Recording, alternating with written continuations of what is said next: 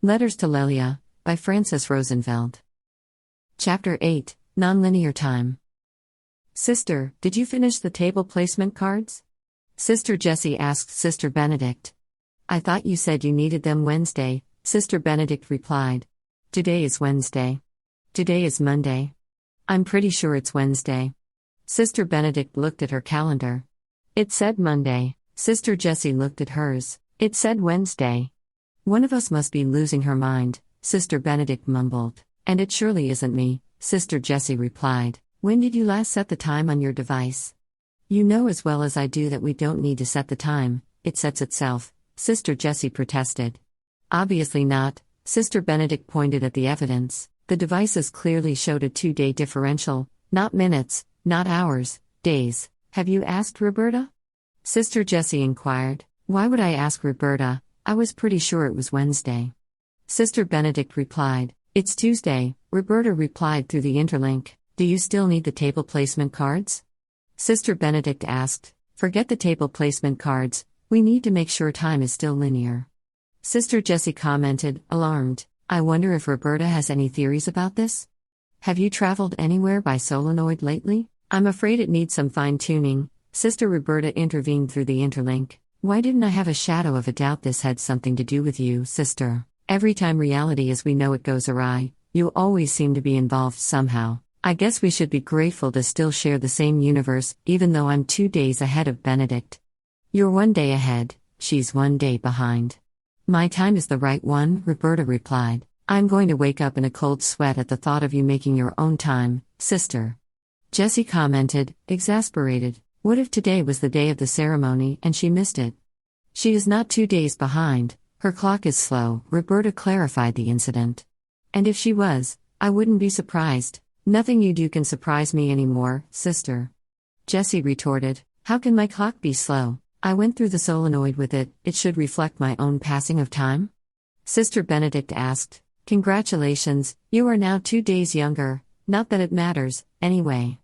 Sister Roberta explained. Who else used the solenoid during the last 3 days? Pretty much all of us. Thank you for your concern, Sister Benedict answered. You mean to tell me it's not Friday? Sarah asked through the interlink. It's Tuesday.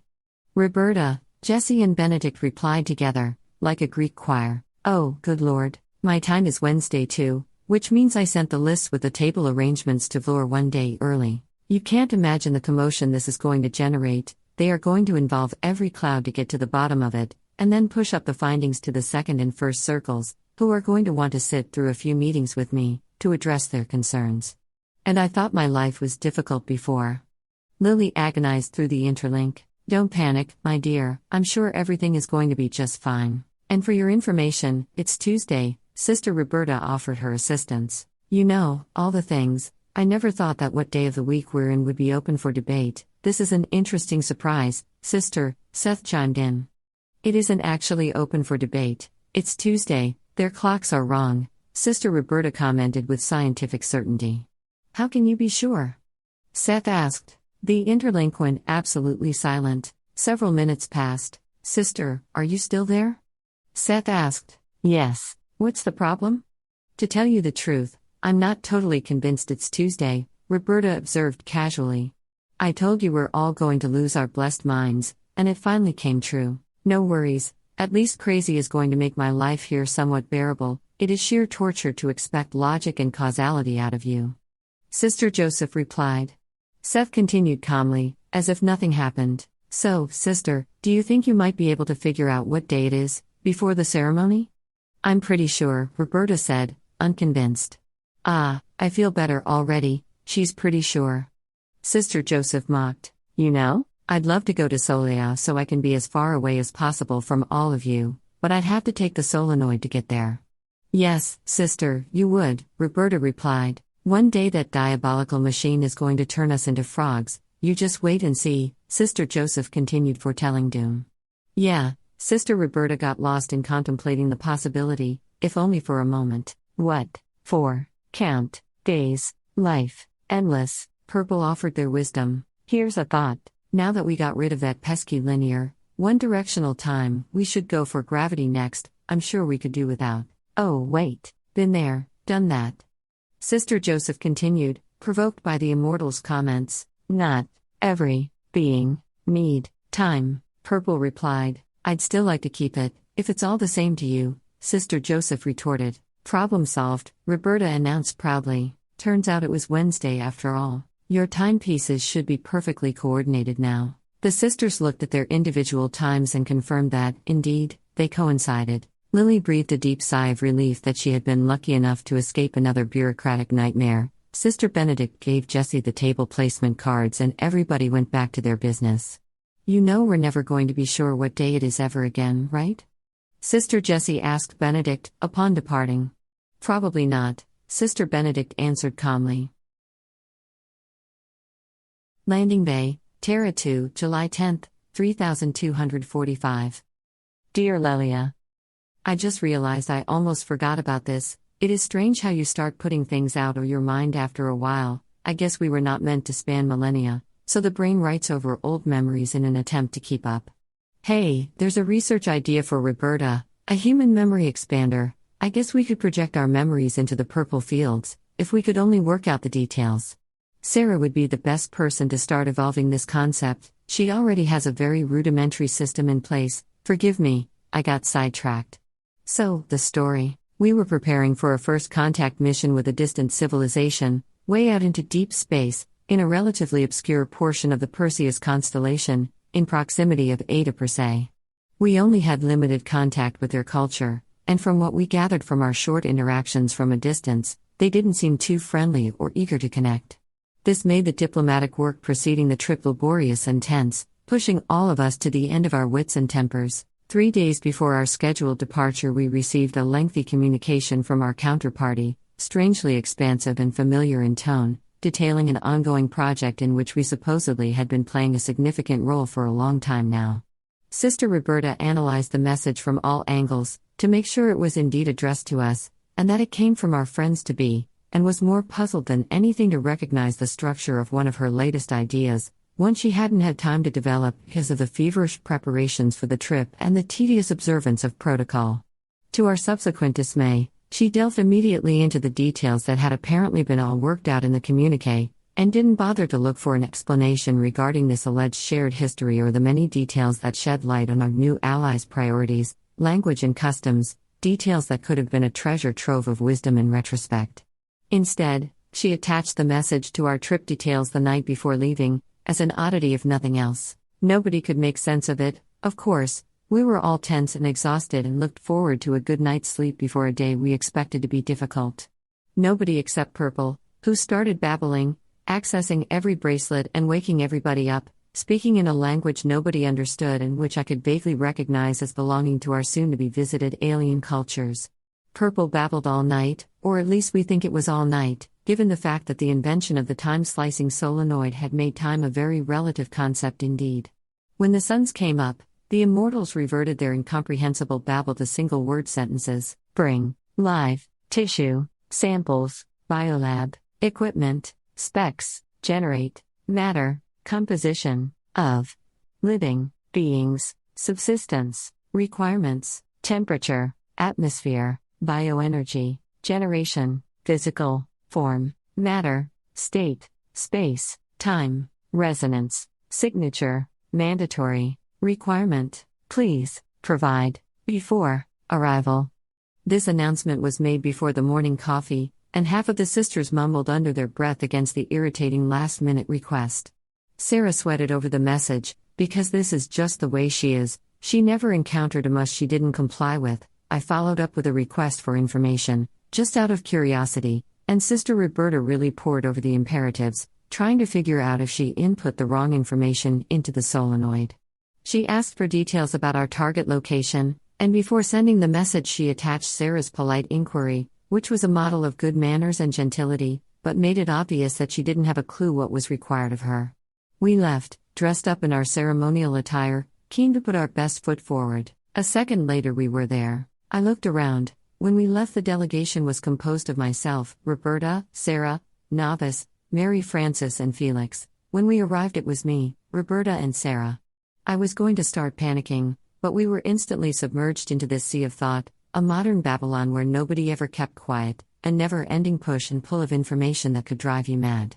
There didn't seem to be any way for us to interject a question or a greeting into this maelstrom of communication that went both over and through our heads, leaving behind pieces and parts of essential information, the way tide drops off seaweed and shells on the beach in the aftermath of a storm.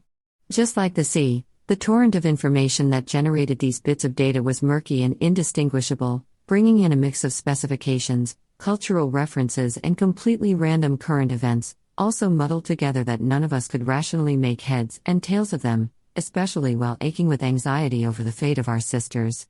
After a few painful minutes, we figured out that the same murky tide that deposited information in our brains swept out mundane details in our lives, holidays and celebrations, research projects in progress, children's giggles, purple's babble, images of lore, and its eternal mists. In less than half an hour we were completely drained, more emptied of thoughts and emotions than a squeezed bottle of jam. As if notified, the Tour of Babel went quiet. We were dispatched to the solenoid and shipped back unceremoniously to Terra 2. I managed to catch my breath, and of course the first words that came out of my mouth were meant to express concern over the fate of our missing sisters. If only they were missing, but they weren't. They were standing with us right there on the platform, looking a lot less tired and confused than us. Sister Felix started a verbal barrage. "Where were you? We were worried sick. You don't even know what you've been missing. The planet is spectacular, but completely uninhabited. After a little poking around, we're pretty sure there were no signs of intelligent life, lower life forms, yes, but definitely no trace of our hosts. We're covered from head to toe in this gelatinous goo in the atmosphere. It goes into any cavity, pardon my French. I'm sure we breathed it, ingested it, and absorbed it through our skin. We really need Sarah to run a diagnostic to make sure it's not harmful." I lifted my hand to stop the verbal deluge, too drained to speak and trying to regain my bearings. The solenoid must have misfired. I gawked morosely at Sister Roberta, who looked outraged by such a concept and refused to dignify it with an answer. "Whoever has any energy left, please record our meeting. Everybody else rest. We'll go back tomorrow." Sister Felix, Novice, and Mary Frances were little bundles of energy and followed our painfully tired selves around until we had to forcibly turn them away. The next morning we repeated the experiment, which went exactly like the one the day before, only upon arrival we were instantly made aware that we could understand the waves and currents of communications flowing around us from all directions, as well as some already started common projects that we were able to coordinate, even though we didn't know they even existed the day before. Before leaving, I spent a few minutes to catch up with one of the entities. We could never figure out if they were individuals or groups, with whom I seemed to have forged a long-standing friendship, and asked details about a way of life I couldn't possibly understand. Just like before, when our minds started spinning out of control under the surge of information, we got packed up and sent back home. Again, it had been just the three of us, and Felix, Novice, and Mary Frances split to a different timeline. They looked very energetic and much slimier than the day before, and they argued with us for over an hour whether it was them or us who really made it to the planet. They had been met by an entire delegation, all pomp and circumstance, and established lines of communication with the strange species, amoeba-like in appearance, through a frequency translator the hosts already had for some reason. They brought back all these plans that we supposedly worked on before and apparently had made great progress. The sisters thought it would be rude to contradict our new friends, first impressions and all. This spliced reality show went on for a few weeks, during which we always visited the same large hall where flows of information filled our heads, while our more adventurous sisters, who were not time-locked, experienced every developmental stage of the planet and its inhabitants, running randomly through the planet's history forwards, backwards, and sideways. The most interesting part of this experiment was that they weren't confused by the moving through time and managed to put the puzzle back together in the proper order, while we, the static ones, couldn't make any sense of it, other than the obvious fact of that our time and real time didn't overlap. After a few days we figured out why they asked for the spacetime resonance signature, but our hosts seemed to be able to patch the data together from the many different timelines our alternate delegation managed to land in, and blend it seamlessly with ours. I'm not even sure they have a concept of linear time. I guess they exist and travel in time coordinates just like we do in space. Over the length of our interaction we exchanged countless messages, and just for my personal enjoyment, I kept them scrambled in time, in the order they were received. Some have references to events in my life that will not happen for a few centuries yet. It is a little disorienting to look at your own life from outside of time. We're not built for it, you know, one of the many things I never expected could happen to me. We looped forward some of the scientific breakthroughs we thought might as well, since we've already seen them ahead of their time. I don't know whether we violated whatever time travel laws there are, but so far no paradoxes. I made long-standing friendships among the beings of this culture, and I miss them dearly. As far as this present moment is concerned, they may never have existed, their species mightn't have evolved to sentience yet, or their civilization may be long gone. I could probably send random messages, hoping that one of them hits the correct time stream. If the message reaches them, they could stabilize a time channel for me, but I hesitate to do it. I don't know why. My friend, her name is Awel, she belongs to the Southern Protectorate, she's witty and brave, loves Lapa Rhines, and I know her almost as well as I know Sarah, and it is impossible for me to understand how she even exists in the time streams, or what physical form she has evolved to right now. All I can do is think of her living endlessly in the present. Bull gave me a gift for you. They call them resonators. It's some sort of musical instrument, only it reverberates outside the audible range. I just thought I should let you know before the ceremony. She will be attending. I didn't want you to be surprised that she already knows you. If only I knew what she's going to look like. Love, Benedict.